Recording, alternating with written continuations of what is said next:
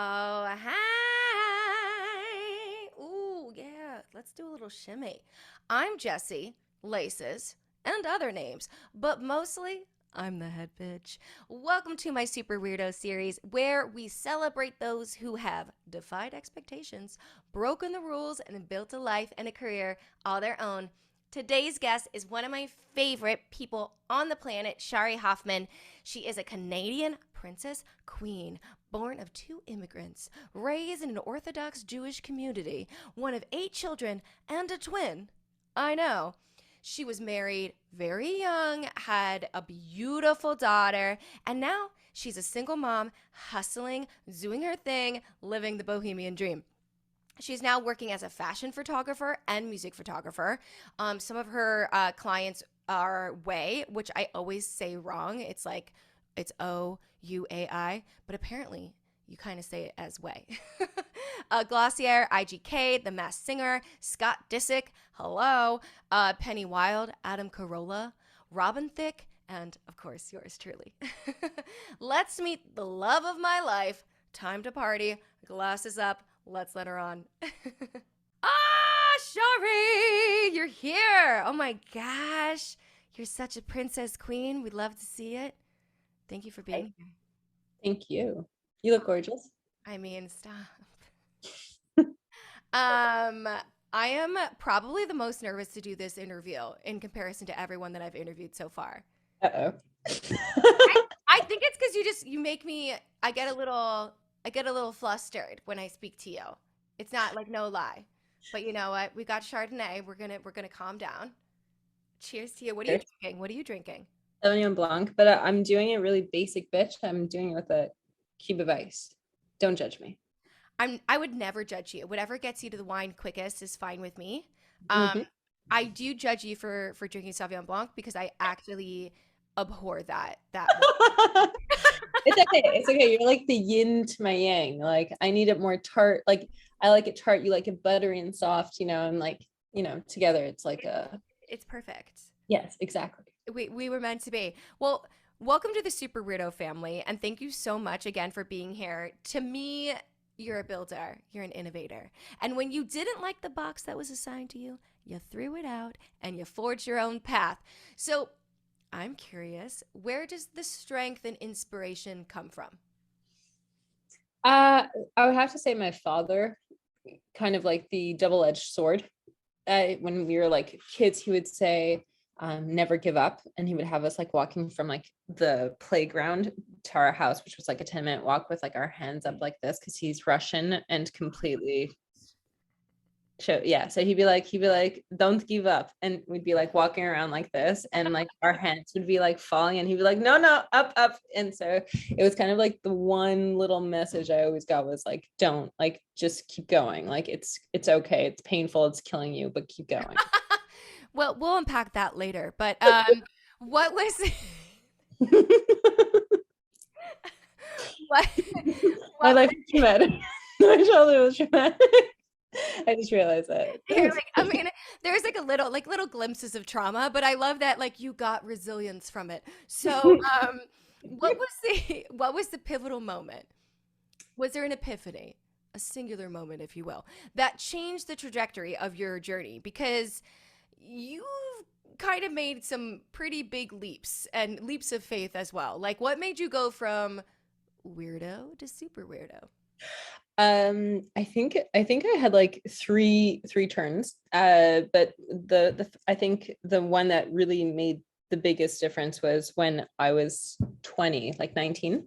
I just remember being sent off to seminary, which in like how I saw it through my eyes was my Rumspringer almost. It was like my year off. Whereas a lot of people actually go for enlightenment and getting closer to religion. And I was like, I'm getting the fuck out of here, like this is it. And then I did find spirituality and I did find like meaning, but I just was like, I don't think this is how I want to live it. I don't want to live it in this entitlement judgment box of I'm better, and so I'm going to keep these rules so I could get more points, score more points in heaven. I want to do it from like a more humble place. And at the same time, I think that this life is so short and we have so little. We have so little like time, and we don't realize how fast it goes. So it's like I'd rather be a good person first, and then like, you know, if things work out and I make tons, you know, whatever happens, like I make tons of money. then like I'll start taking on like these like stupid little rules that they have for me. But like I don't even want that. I want to taste like all the fruits of this universe. Like I don't know like how, when the next time I'm gonna, and I don't even know if I believe in God, but like I don't know when the next time I'm gonna be able to like experience this in another life. Like this is it. This is all we got. And so it was like from like this counterphobic experience that I came to this place where I was like, I'm jumping off the cliff, and if I die, then I die happy. Shari, you are amazing. I'm so obsessed with you. I love how you said life is short. I've always come from the school of thought that life is very long. Well, yeah, it's a paradox. It's like long and short, and when it's unpleasant, it's super long for some reason. Why? Like, you know, when it's like, yeah, like the moments to me feel really short, but like the length of life feels long to me.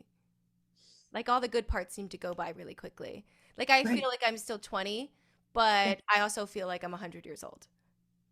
I still look in the mirror and think I'm 19. I know. I totally. You kind of look it. Yeah. Yeah. Well, it's makeup. It's filters. It's fine. It makes sense in my head. What have been the setbacks and challenges you faced throughout your very layered career? I think ego. Ego is like one of the bigger ones. Being able to humble down and just realize that you're not the main character of your story. Like you're not here for like it's not about you. This is about how you like you. This is about how you witness life. So like you could look at an entire like experience and have your own perspective, but it's not really about you ever. No one like nothing anyone ever does is personal. I feel like everyone like thinks like, oh, that person like personally affected me. It's like no, they're going through their own experience, like a lot, like just be part of it, be present in it, you know. That's such a good that is such a good challenge to bring up. I think that so many artists, that's a huge challenge and we don't talk about it enough. Kind of like just kind of getting out of your own way and like humbling yourself. Because you have to kind of be bold and confident to make these crazy decisions in the name of art. Because if you don't believe in them, you just won't do it, right? So you kind of have to be your own cheerleader, but at the same time, humble yourself. Yeah, it's like it when someone told me once, and I this is how I look at it. You can't teach tall. Like you can't teach tall. You can't like you could be tall. So that's talent. Talent is tall. You Yeah. can't teach it. And I think the only thing after that is technique. And it's like you just have to work with your team, and like you're just working around it. And that's where that humility comes from, because it also is your inner truth, like your inner truth of having the inner tall, to say it like metaphorically or whatever. That's who you are. Yeah. And not a lot of people have that, and you like people want to see it coming out of certain creatives, and that's the blessing. Like that's the blessing and the curse, and it's like everything. But it's like, you know, it's like we got lucky, you know, like the fact that we get to do what we love, that's massive. Yeah. That's a gift. And you're so talented. Um, how do you or will you encourage other super weirdos to, show up authentically and take up space and break the rules? Oh, absolutely. I mean, like, I'm like, I don't know, I have this like weird superstitious place within my psyche. And maybe this is part of how I was raised, where I'm like, if I can help, then I will in any way I can. If I can connect, then I will in any way I can. Not because I see this like this point system. It's more like I like doing it. And also because I think that it's important for people like to have that feeling of like, wow, someone like noticed me, someone witnessed me, and like, and to keep that trajectory going of like creativity and expression, because I think that's what we're here for. We're here for the storytelling. We're here for the life of it. It's like it's a beautiful, you know. Give it to me. I love it. Yeah. I mean, that's like, we find that little like genius in Indian town who can do mathematics or whatever. Like, what if no one ever noticed him? That sort of thing. Like, I'm like, that's a cool story to like have in your life, like that you helped this person who was like a Johnny Depp who was rejected like how many times, and then all of a sudden not Johnny Depp, but you know what I mean. But once upon a time it was okay. Anyways, but like you know what I mean. The Yeah. discovery. The discovery. Yeah. I mean, I love that. Listen, I have a very special fire round question. Fire round question? A questions that are coming at you out of fire round. It's hard to say, but it's a fun little game that we're gonna do. I make everyone do it, and it's called superhero or super weirdo. There are no wrong answers. I mean, there are wrong answers to me, but there are no wrong answers, and there are no. Damn it. Damn it. I'm playing with God right now. I mean, the game is rigged. No, there's no prizes, or anything like that. That's So your acceptance. No, I'm just joking. if you don't know who someone is, you can make something up, you can pass. But again, I want you to have fun with this. This is a silly, we try to keep it silly here. We try to keep it real, try to keep it chill. Are you ready? I'm ready. Are you sure you're ready? Ready. Okay. Superhero or super weirdo? Buffy the Vampire Slayer. Superhero. Anthony Bourdain. Superhero. Lisa Rinna. Ooh. Weirdo, I think. I think she's a super weirdo. I think she's a super weirdo too. Kanye West. Oh, super weirdo, but like there are flickers of hero sometimes when I'm not taking him at his full. Super weirdo. Super weirdo. We don't claim him. Batman. I mean, which one? I mean, we can do the newest one. I saw it and I loved it. Oh, super, but weirdo in all the right ways. He's definitely a super weirdo, super emo. Yeah. The Fab Five. Superheroes. Anna Delvey. Oh, super weird. Super fucking weirdo. Sorry. Okay. Chelsea Handler. Superhero. Questlove. I don't know. Super weirdo, I guess. I don't know. I love him. And Barbie. Oh, super weirdo.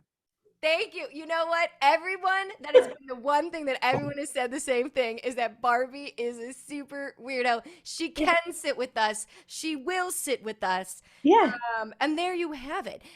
Thank you so much for being here. You're a boss. You're a legend. You're a queen. You're a goddess. We are so lucky to breathe your air.